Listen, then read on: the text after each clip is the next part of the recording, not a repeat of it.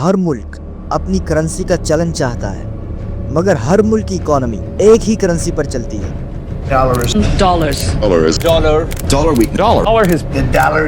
ये सिर्फ अमेरिका की करेंसी ही नहीं है, बल्कि अमेरिका का सबसे पावरफुल वेपन है। लेकिन सवाल ये है कि कैसे एक स्पेसिफिक कंट्री की करेंसी दुनिया की सबसे ज्यादा पावरफुल और अनबीटेबल करेंसी बन गई है। The expression dollar is king, the dollar is king. We're going to keep it that way. 6000 years पहले इकोनॉमी एग्जिस्ट ही नहीं करती थी। लोग एक दूसरे के साथ चीजों पर सौदा किया करते थे, जिसे बार्टर सिस्टम कहा जाता था। जैसे एक किसान को कपड़ों की जरूरत होती तो वो किसी ताजिर से गंदम के बदले कपड़े खरीद लेता था। यह सिस्टम जितना ज्यादा सिंपल था उतना ही ज्यादा लिमिटेड भी था। इस सिस्टम में सबसे बड़ी मुश्किल डबल कोइंसिडेंस थी। जैसे अगर किसान ने कपड़ा खरीदना है तो उसे ऐसे ताजिर को तलाश करना पड़ता था जो कपड़े के बदले गंदम को एक्सेप्ट भी कर ले। इस मसले के सलूशन के लिए डिफरेंट कंट्रीज ने यह सोचा कि ट्रेड के लिए एक ऐसा मीडियम सेट कर लिया जाए जो कंट्री में इजीली अवेलेबल भी हो और सिटीजन उसे इजीली एक्सेप्ट भी कर लें। जैसे यूरोप में गोल्ड, सिल्वर, मेटल्स, अफ्रीका में नमक एज अ मीडियम सेलेक्ट कर लिया गया। इसी दौरान लीबिया की गवर्नमेंट ने गोल्ड, सिल्वर और मेटल्स के कॉइन बनाने शुरू कर दिए, जिसकी वजह से ट्रेड काफी ज्यादा इजी हो गई। लेकिन इस सिस्टम में भी काफी ज्यादा लिमिटेशंस थी, जिसमें इन मीडियम्स के साथ ट्रेवल करना सबसे बड़ा चैलेंज था, क्योंकि ट्रेवल करते वक्त लोगों को हमेशा रॉबरी का खतरा रहता था, जिसके हल के लिए लोगों ने एक नया तरीका इन्वेंट किया। मान लो कि कोई शख्स सोने के साथ इस्लामाबाद से कराची तक ट्रेवल करना चाहता था, तो इस्लामाबाद में ऐसे ट्रेडर को ढूंढता था जिसका कोई पार्टनर कराची में हो। तो वो शख्स जाकर उस ट्रेडर के पास सोना रखवाकर उससे एक पर्ची ले लेता था, जिस पे ट्रेडर के साइन या मोहर होती थी।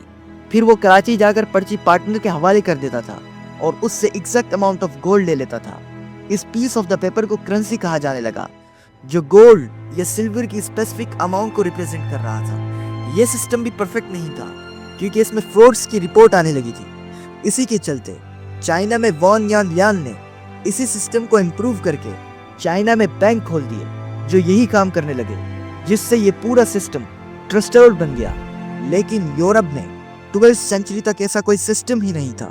फिर 1271 में इटली के मार्को पोलो चाइना का विजिट करते हैं। उधर की इकोनॉमिक सिस्टम की स्टेबिलिटी को देखकर काफी हैरान होते हैं और उसे अपनी book the travel of Marco Polo में भी लिखते हैं। उनकी यही बुक यूरोप के लोगों को करेंसी का कॉन्सेप्ट देती है। 17वीं सेंचुरी में यूके ने अपनी करेंसी पाउंड स्टर्लिंग बना ली थी।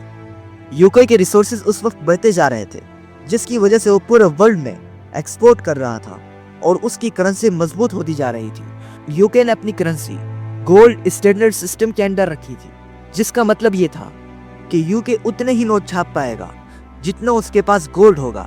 जिसके बाद आहिस्ता आहिस्ता यूरोप और यूएस ने भी इस सिस्टम को अडॉप्ट कर लिया।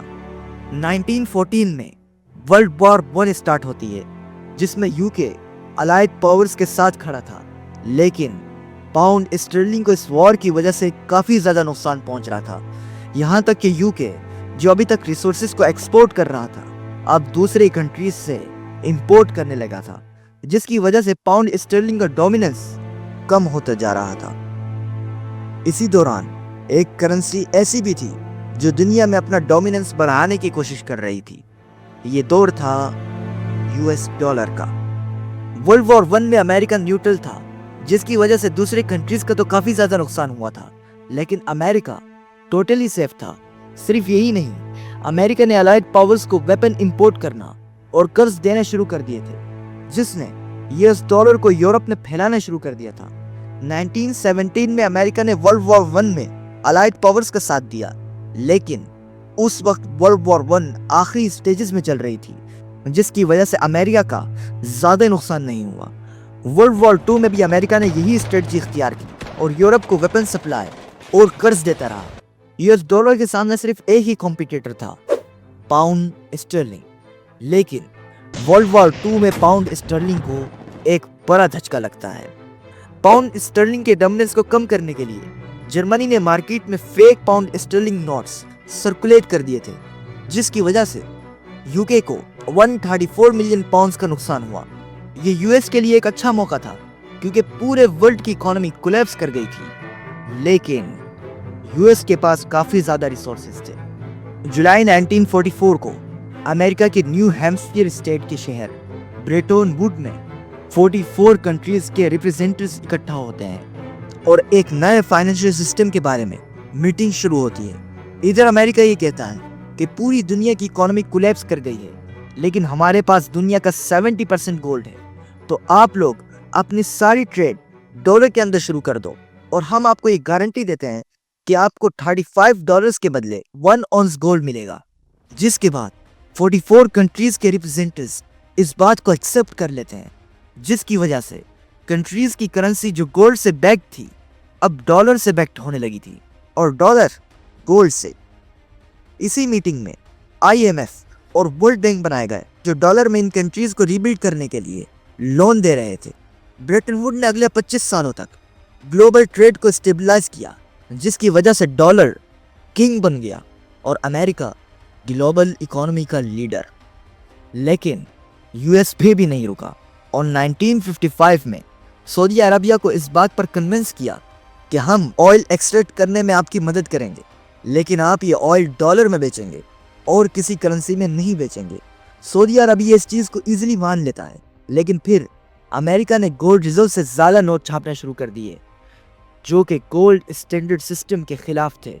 लेकिन जब लोग डॉलर को गोल्ड में कन्वर्ट करवाने लगे तो यूएस के गोल्ड रिजर्व्स, जो वियतनाम वॉर की वजह से काफ़ी ज़्यादा इफेक्ट होने लगे थे, मजीद कम होने लग गए, जिसकी वजह से एक नया सिस्टम स्टार्ट होने जा रहा था।